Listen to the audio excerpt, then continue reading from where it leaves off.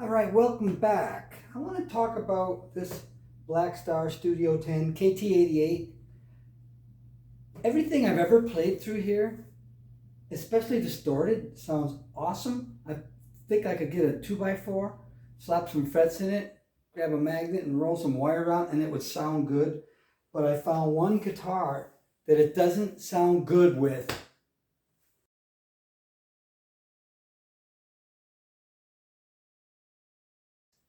Fender Deluxe. I've done a review on it and I have a video of the setup. It's got these vintage noiseless pickups, and this amp doesn't want to rock out with those pickups really. To me, it's the only guitar that's never sounded good distorted in that. Even cheap guitars like this. Now for over 10 years, I had this guitar and I never really found an amp where it sounded really. It didn't sound terrible, but it never sounded like, wow. It never sounded great. Here's the guitar.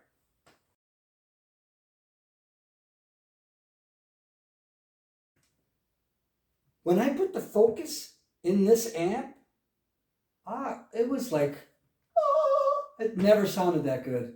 It never sounded that good. There's never been a guitar that doesn't sound awesome, especially with gain. This thing is the perfect amp if you like gain.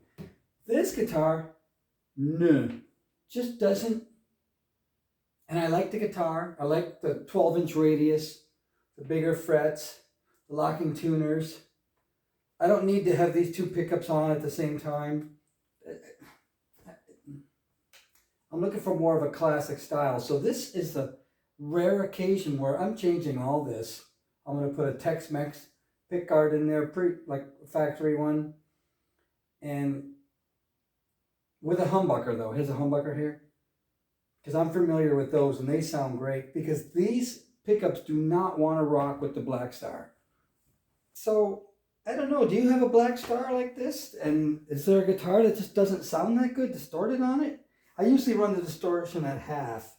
And I'm usually on that ISF. Is that what it is, ISF? I usually have that in the middle. You know.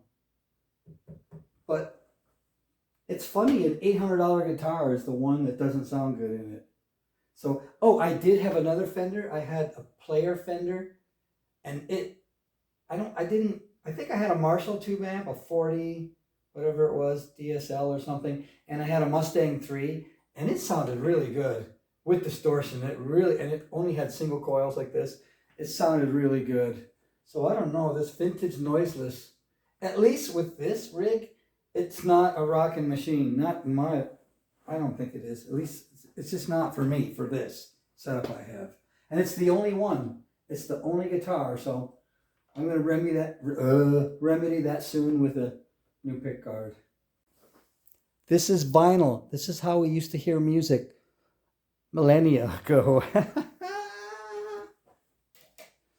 I remember pre-recorded reel-to-reel in the early 60s. Anyway.